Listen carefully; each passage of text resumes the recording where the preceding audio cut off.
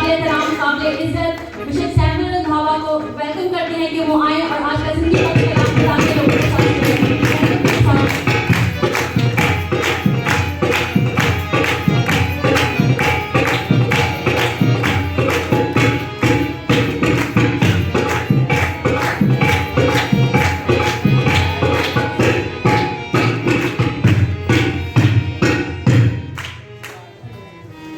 Hallelujah.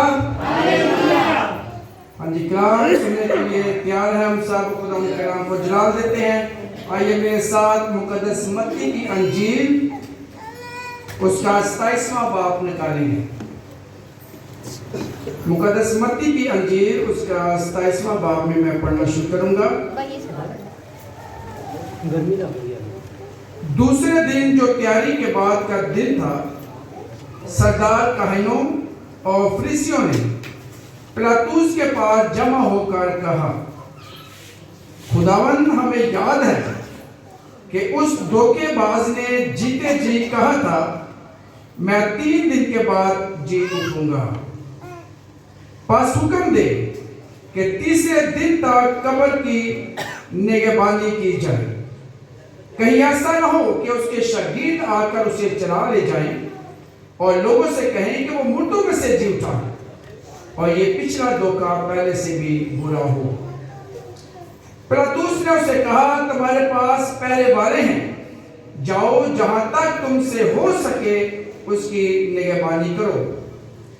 बस वो पहरे वालों को साथ ले गए और पत्थर पर मोहर करके कब्र की निगहबानी की। और सबत के बाद हफ्ता के पहले दिन फूटते वक्त मरियम मगदलीनी और दूसरी मरियम कब्र को देखने आई। और देखो, एक बड़ा भूचाल आया, क्योंकि खुदावंद का फरिश्ता आसमान से उतरा और पास आकर पत्थर को लुढ़का दिया और उस पर बैठ गया। उसकी सूरत बिजली की मानद थी और उसकी पोशाक बर्फ की मानद सफेद थी। और उसके डर से निगहबान कांप उठे और मुर्दा से हो गए। फरिश्ता ने औरतों से कहा, तुम ना डरो, क्योंकि मैं जानता हूं कि तुम यीशु को ढूंढती हो जो मसलूब हुआ था। वो यहां नहीं, क्योंकि अपने कहने के मुताबिक जी उठा है।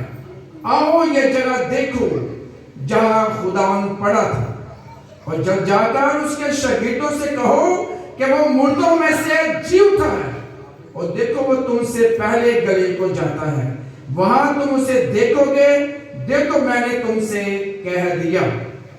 और वो खौफ और बड़ी खुशी के साथ कब्र से जल्द रवाना होकर उसके शागिर्दों को खबर देने दौड़ी।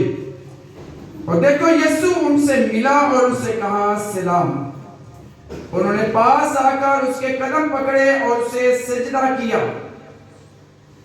इस पर यीशु ने उनसे कहा, डरो नहीं, जाओ मेरे भाइयों से कहो कि गलील को चलें, वही मुझे देखोगे।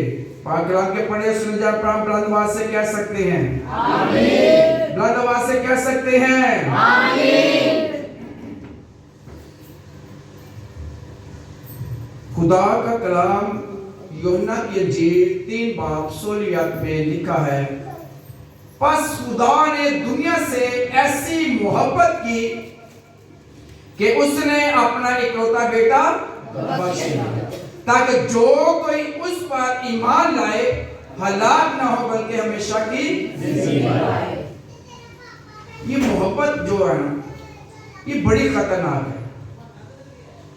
ये जिसको मोहब्बत हो जाती है ना, वो दीवाना हो जाता है, वो मस्त सा हो जाता है, उसे दुनिया की फिक्र नहीं होती, क्योंकि मोहब्बत जो है वो बहुत गहराई में चली जाती है। आपकी रूह को, आपकी एक एक तन मन चीज को वो मगन कर देती है, और ये मोहब्बत आपको पूरी दुनिया बुला देती है। जिससे आपको मोहब्बत होती है वो आपको नहीं बोलता, बल्कि सारी दुनिया बोल जाती है। ये मोहब्बत बहुत मुश्किल है, लेकिन खुदा ने दुनिया से ऐसी मोहब्बत की क्या मोहब्बत की कि उसने अपने बेटे को हमारी निजात के लिए बख्श दिया। अगर मैं यहां पर एक कपल को उठा लूं, यहां पे दानू है खड़े, इमैनुअल सैमुअल कितना प्यारा नाम है। क्या आप अपनी बीवी से मोहब्बत करते हैं? क्या सबूत है?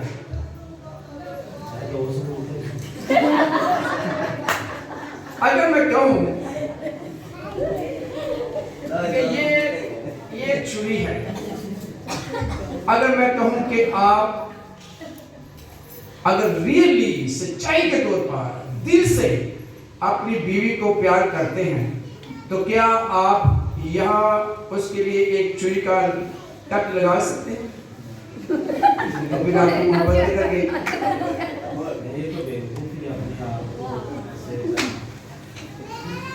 मोहब्बत के लिए, मैं कह रहा हूं मोहब्बत के लिए अगर एक टक थोड़ा सा लगा दे, खून निकाल दे, तो निकाल सकते हैं? नहीं, बहुत मुश्किल है। ये नाइफ के साथ कत्ल करना, ये कत्ल नहीं होता है। अपने आप को किसी के लिए मारना बड़ा मुश्किल है, लेकिन जिन्होंने मोहब्बत की है उन्होंने छुरी को नहीं देखा, उन्होंने कई निशान अपने जिस्म पर मारे हैं, निशान पर निशान मारे हैं, लहू बहाया है। क्योंकि मोहब्बत जो है वो अपने आप को इंसान नहीं देखता, बल्कि दूसरे की मोहब्बत में सब कुछ करने के लिए तैयार होता है।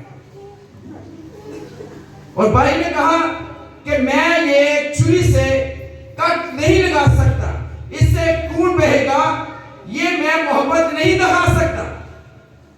चले, अगर इससे नहीं दिखा सकते तो क्या एक छोटी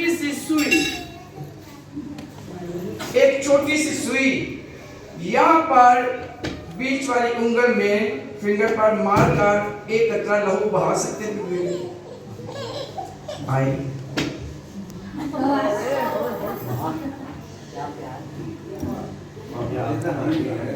मैं तो निकालूं, आप अपनी मोहब्बत का इज़हार करें।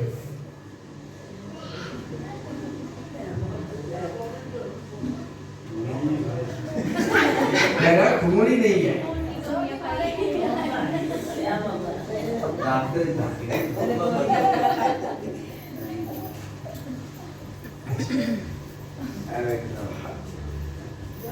काम कर ऐसे मारा और कह रहा है कि मैं अपनी बीवी को बहुत प्यार करता हूँ।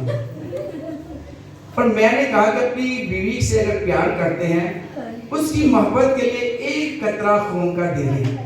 और बड़ी मोहब्बत के साथ उसने बड़ी मुश्किल के साथ एक छोटा सा ये जख्म लगाया और ये खून उसका नजर आ रहा है, सबको बहने लगा। अगर यहाँ पर नजर नहीं आता तो यहाँ से ये पेट साफ है, अब नजर आ गया सब।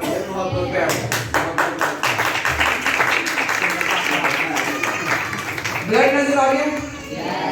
ये ब्लड जो है इमैनुअल का है, लेकिन मोहब्बत अपनी बीवी के लिए एक लहू बहा है, एक कतरा बहाया है। जरा दोबारा कर लीजिए। आप क्या महसूस कर रहे हैं?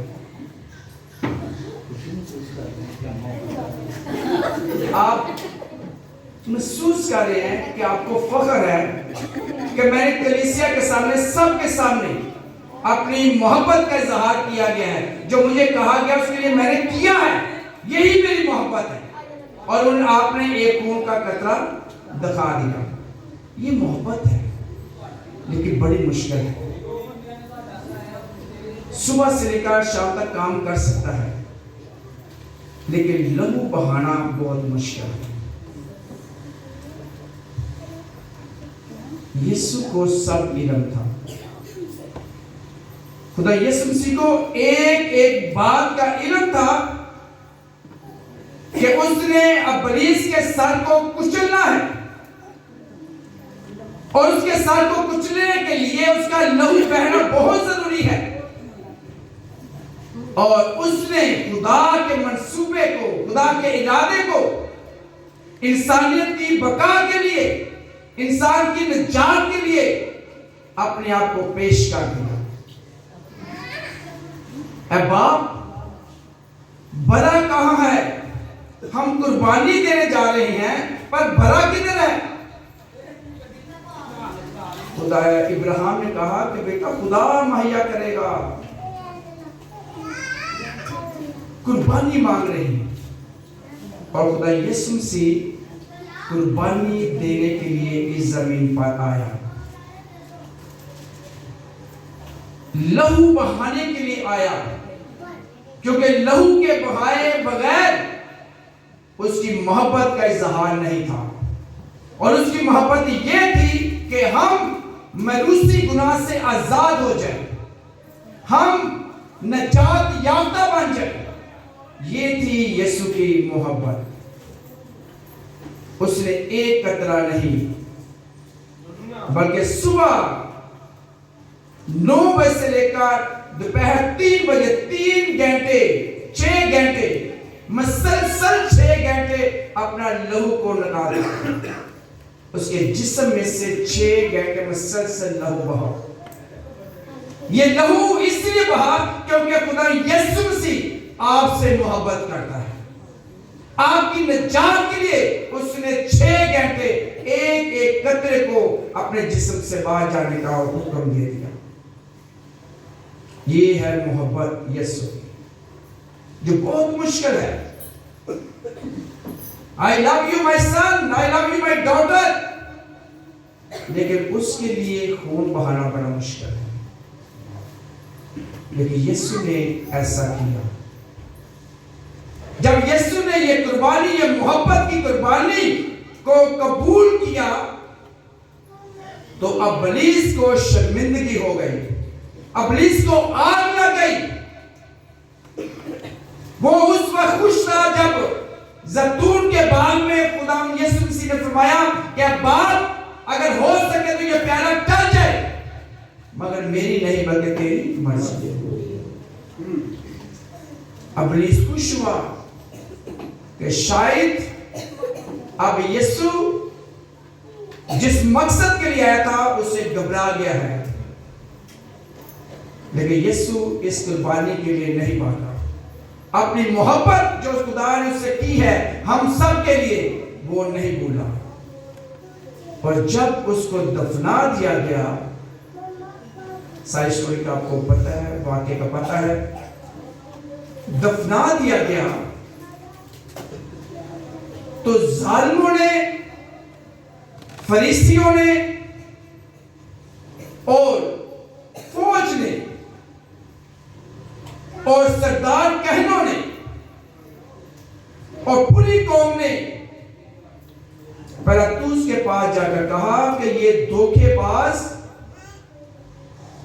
ने कोई प्लान ना किया हो अपने शागिर्दों के साथ कि जब मुझे ये मार दे तो मुझे उठाकर ले जाना कब्र से। इसलिए उन्होंने कहा कि पिलातुस, खुदा तो हमें हुक्म दे कि अब उसकी कब्र का पहरा लगाया जाए। अब बड़े ध्यान की बात है, वहां पर एक पहरेदार ना था, वहां पर 3 लोग मुख्तलिफ किस्म के लोग पहरे दे रहे थे। पहली बात ये कि यीशु को जो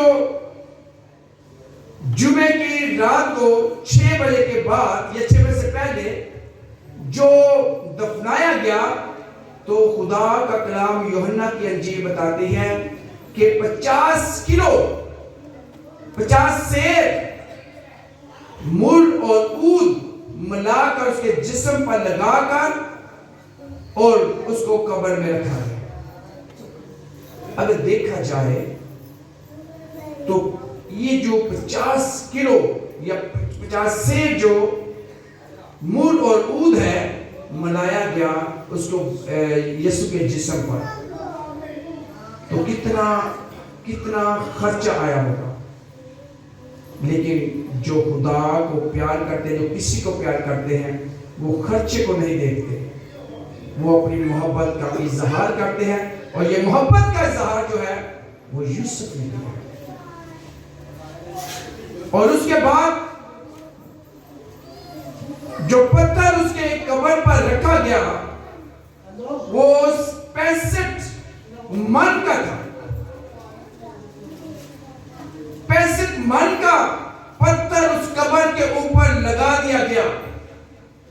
और 65 जो किलो का या सिर का मन का 65 मन का जो वजन कब्र के आगे लगा दिया गया है, वो एक शख्स उसको कभी भी पीछे नहीं कर सकता। लेकिन इसके बावजूद फरीसियों ने और लोगों ने, जो जालिम थे, जो एंटी क्रिश्चियन थे, जो यीशु के मुखालिफ थे, उन्होंने कहा कि पहरा लगा दो, सील कर दो, इस पर मोहर लगा दो। और याद रखिए वहां पर 3 लोग पहरे दे रहे थे, 3 किस्म के लोग।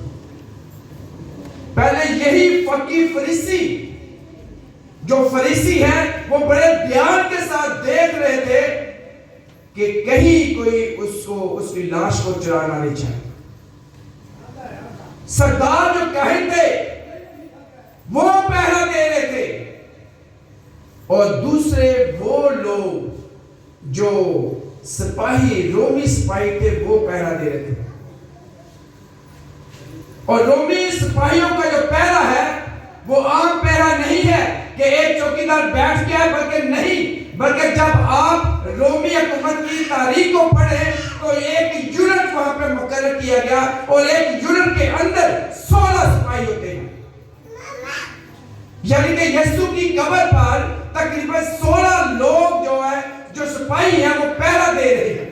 एक तो तरफ फकीर फरीसी है, एक तरफ वो जालिम लोग हैं, यहूदी है, जिन्होंने यीशु को कत्ल करने की कोशिश की है, करार किया है, उसको मरवा दिया है, वो भी पहरा दे रहे हैं। और दूसरा रोमी हुकूमत के जो सिपाही है, 16 की यूनिट है, वो भी पहरा दे रहे हैं।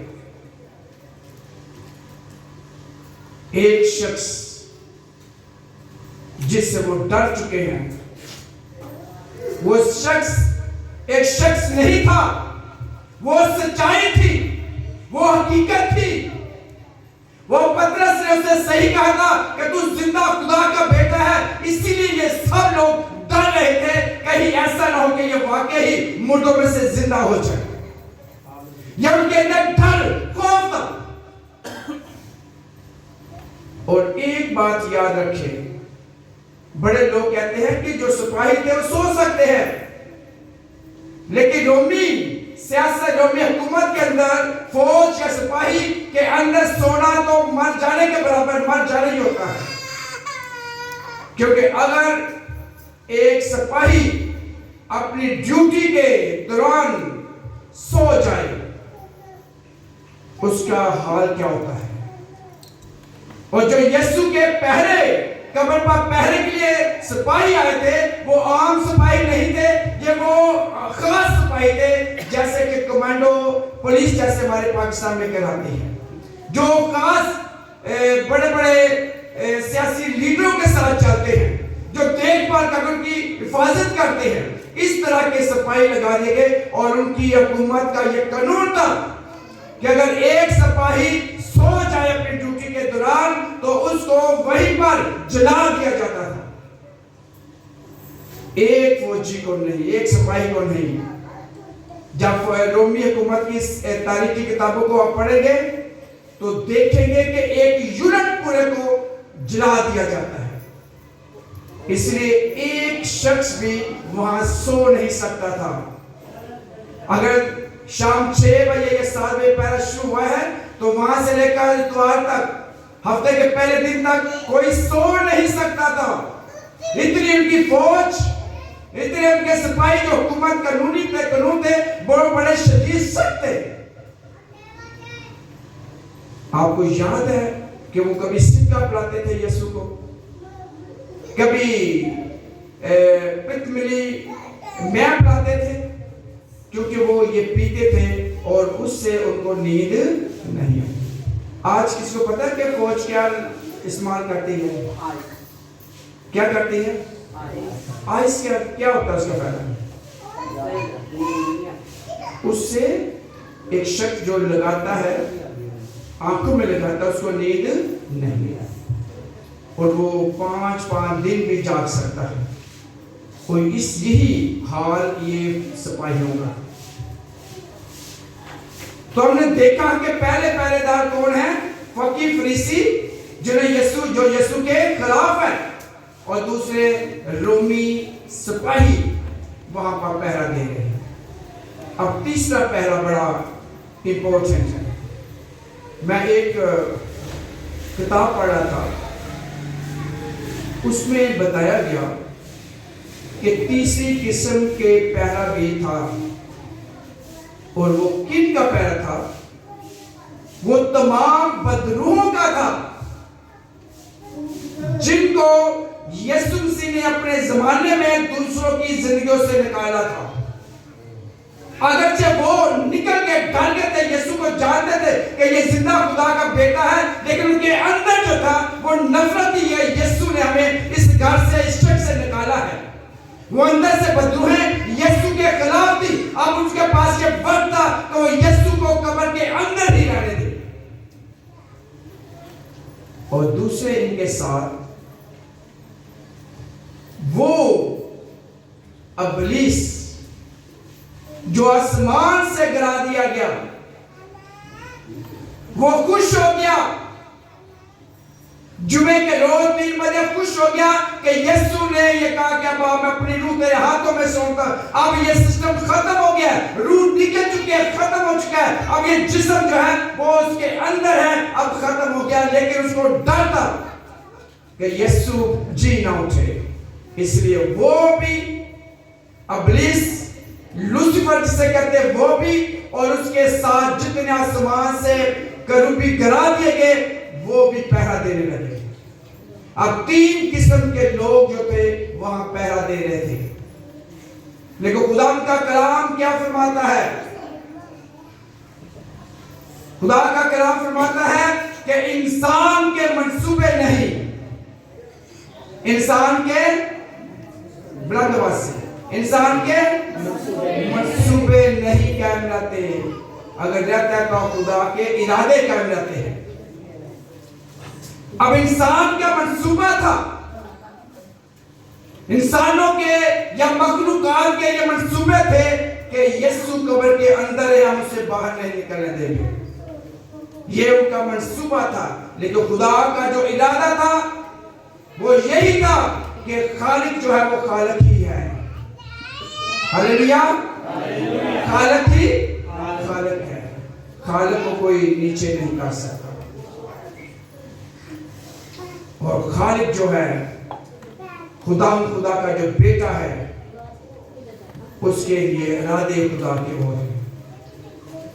उनकी सोच नहीं थी कि क्या होने लगा है, तो खुदा की तरफ से भूचाल है। बच्चों की ना देखे, कलाम सुन ले। भूचाल आ गया है, और भूचाल आने के सबब से वो मुर्दा से हो गए, सब मुर्दा से हो गए। और यीशु अपने कहने के मुताबिक मुर्दों में से जी उठा। हालेलुया। खुदा यीशु मसीह मुर्दों में से जी उठा। और आज उसी यीशु के जी उठने का त्यौहार हम मना रहे हैं, क्योंकि यीशु ने अपने बाप के मंसूबे को, अपने बाप के इरादे को मजबूत करते हुए अपनी मोहब्बत का इजहार किया कि उसने अपनी जान कुर्बान कर दी मेरे लिए और आपके लिए। अब बात यह है कि यीशु की कब्र पर पहरे लगे हुए हैं, लेकिन यीशु मुर्दों में से आज हमारी जिंदगियों पर हमारे ऊपर बहुत ज्यादा पहरे लगे हुए हैं। हमारी जिंदगियों में बेशुमार पहरे लगे हुए हैं। कुछ हमारी वजह से लगे, कुछ लोगों की वजह से लगे, कुछ इब्लीस की तरफ से लगे हुए हैं, कुछ मुखालिफों की तरफ से लगे हुए हैं। इतने मुखालिफ पहरे लगे हुए हैं कि हम हमारे ऊपर इतने इतने बड़े पत्थर रख दिए गए हैं कि उनमें से हम नहीं निकल सकते। लेकिन याद रखें, जो खुदा की मोहब्बत की कुर्बानी को याद रख के अपनी मोहब्बत का इजहार करता है, उसे कभी आंच नहीं। आज इस बेटे ने अपनी मोहब्बत का इजहार अपनी बीवी के लिए किया है। यह एक मिसाल बन गया है।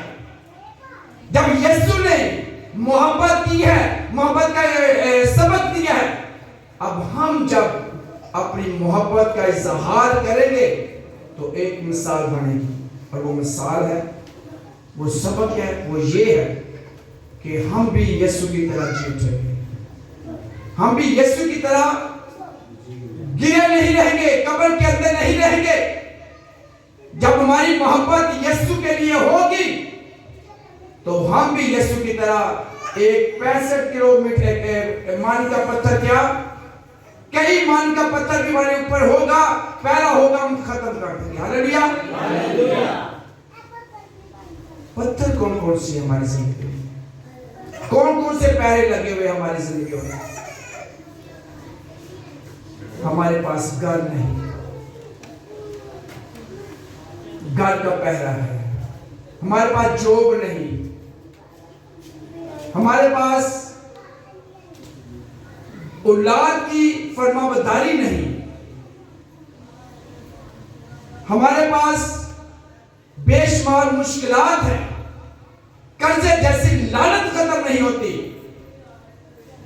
बेशुमार पहरे हम पर लगे हुए, बेशुमार पत्थर हम पर लगाए गए हैं ताकि हम मरे रहें।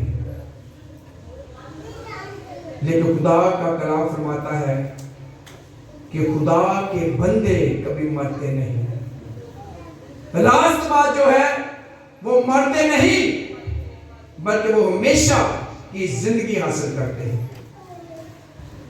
अगर आज आपने यीशु ने मोहब्बत का इजहार कर दिया है, आपको अपनी बादशाह का बेटा और बेटी और मुकद्दस कौम का हिस्सा बना दिया है, लेकिन अगर फिर भी आप मुख्तलिफ वजूहात की बिना पर आपके ऊपर पत्थर है, ये लोगों के पहरे लगे हुए हैं, इनको गिराने के लिए आपको मोहब्बत का इजहार करना होगा। और खुदा से मोहब्बत का इजहार सबसे पहले यही है कि हम अपने ईमान को मजबूत करें।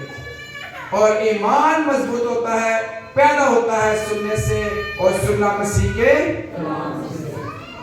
अगर आप खुदा के कलाम को नहीं पढ़ते, नहीं सुनते, और खुदा का कलाम फरमाता है इस नबूवत की किताब को और सुनने वाले और इस पर अमल करने वाले कौन है? मुबारक है। इस नबूवत की किताब को पढ़ने वाला और सुनने वाले और इस पर अमल करने वाले सब कौन है? रास्तबाज है। और जो खुदा के कलाम को पढ़ते हैं उनकी जिंदगियों में किसी किस्म का कोई पत्थर नहीं रहेगा, कोई पैर उनकी जिंदगी पर नहीं लगा सकेगा। दूसरा, खुदा के घर में आना अपनी मर्जी से नहीं, खुदा के कलाम के मुताबिक। खुदा का कलाम फरमाता है, खुदा यीशु मसीह ने फरमाया, क्या तुम एक घड़ी भी मेरे साथ जाग न सके? एक घड़ी का मतलब है 3 घंटे।